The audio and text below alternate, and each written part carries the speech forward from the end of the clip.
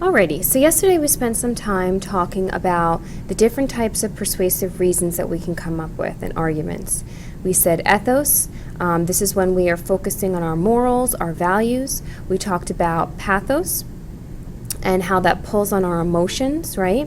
And we talked about logos, which is our logic or our reasoning, and how creating these arguments can persuade our reader even more. Alright, so let's look at our learning target for tonight.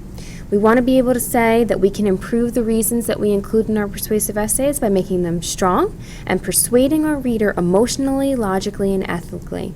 Why are we doing this? It's important for us to be able to build on our writing and create strong reasons that persuade our reader in so many different ways. And we've been talking about using cell phones in the classroom and whether or not they actually should be permitted. But before we get started with looking at some reasons, we first want to ask ourselves when we get a topic, and let's just read that topic really quick so that we know what we're doing and we're familiar with it. The writing situation states that within the past several years, students have come to utilize their cell phone on a daily basis. Their phone has become their tool to not only contact their parents and friends, but as a gateway to information they may access at the press of a finger. This has become a challenge for most schools, however, because students refuse to relinquish their cell phones throughout the day. Your school district is deciding whether or not that they should allow cell phones to be utilized in school on a daily basis. So what's your task? You're going to write a letter to the principal identifying whether or not cell phones should be permitted for use in schools. We're going to be specific and we're going to develop strong reasons in our response. And this is going to be great, especially because the school is trying to come up with a bring your own device policy. But before we do that, first we have to ask ourselves some really important things. First thing we want to ask ourselves, how is the situation or controversy going to affect me? How is it going to affect my family, my school, my peers, my community? How about our society? And then how is it going to affect us physically, emotionally, financially, and socially? That's going to help you come up with the ethos, pathos, and logos arguments, okay? But I want to prepare you for our lesson tomorrow. Tomorrow's going to be a little bit different because before we begin to develop these reasons for our persuasive essay topic, I want to make sure that we understand the difference between a strong reason and a weak reason. And this is what we've been struggling with in our recent persuasive essays. So, tomorrow when you come in, there's going to be stations set up around the room. We're going to be on Schedule B, so you know your Schedule B and what students you will be with. And we're going to travel from station to station examining different types of arguments. And the first thing we're going to do is we're going to identify if the argument supports our opinion, if it is, the topic, if it supports having cell phones in schools, if it is against having cell phones in schools. Then we're going to identify, is it strong or is it weak? And then if possible, we're going to identify if the reason is a logos argument, a pathos argument, or an ethos argument. So you want to keep that in mind. So I want to do a couple samples with you tonight for practice so that we can make sure that you're ready and prepared for tomorrow. Alrighty, so let's look at the first one. Cell phones could be used as safety in case of emergency or pickup changes after school. So that's my reason. Maybe a supporting detail could include that having cell phones in school would put parents at ease. It certainly seems like a logical reason. It pulls on my emotions a little bit, but is it strong or is it weak? Let's first start there. Give yourself a moment and think about it.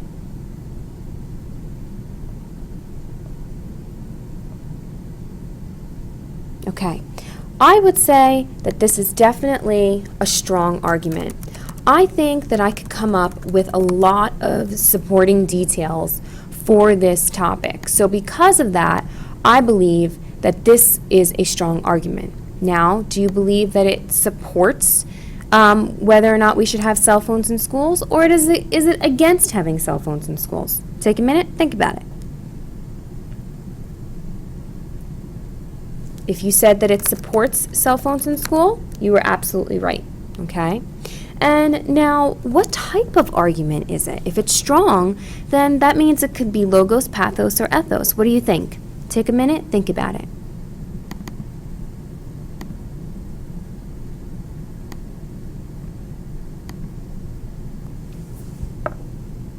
If you said that it was logos, you were right.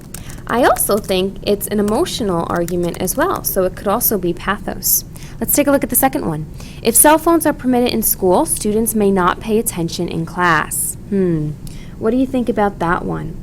Well, first, as the directions say, we need to identify if we are supporting cell phones in school or if we're against cell phones in school. What do you think? Well, if you said that this was A, which means we're saying that it is against cell phones in school, you're absolutely right. Now let's think very carefully. Is it a strong reason or is it a weak reason? What do you think?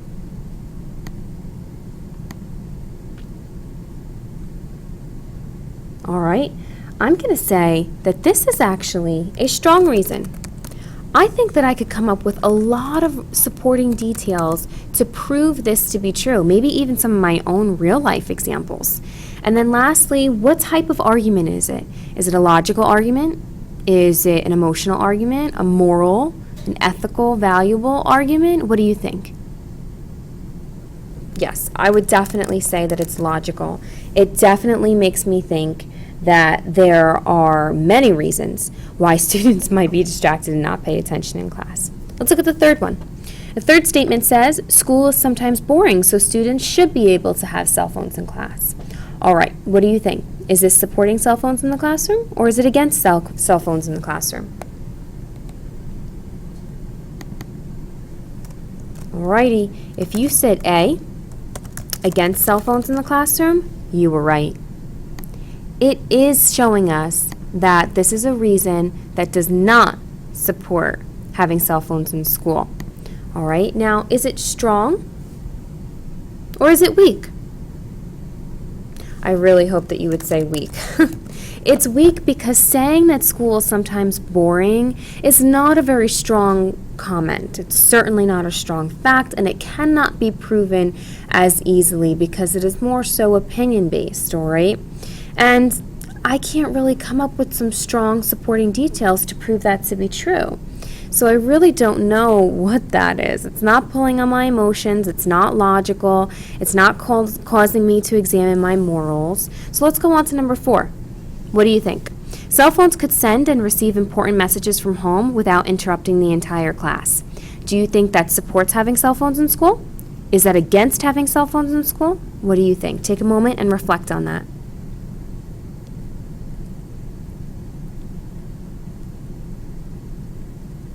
All right, if you said that this is supporting having cell phones in school, you're absolutely right. This absolutely does support having cell phones in school. But now the next question becomes, is it strong or is it weak? Take a moment, reflect on that.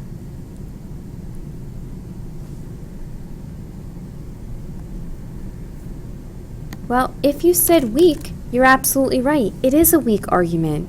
The fact that cell phones could send and receive important messages from home without interrupting the entire class, I don't really know if I can come up with enough supporting details for that.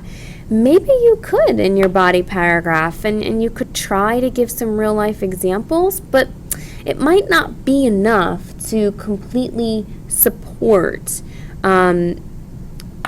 a side with enough strength. Maybe some real life examples could be thrown into there. So this one could be a little bit debatable, but I'd say it's not the strongest argument, okay?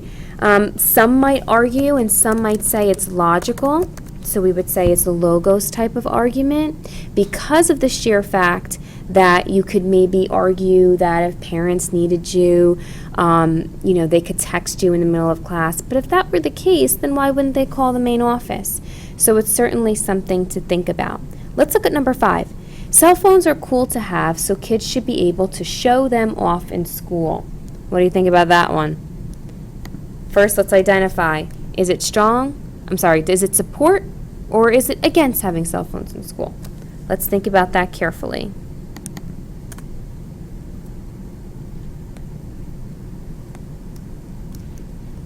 Well, if you said that it's in support, I would agree with you.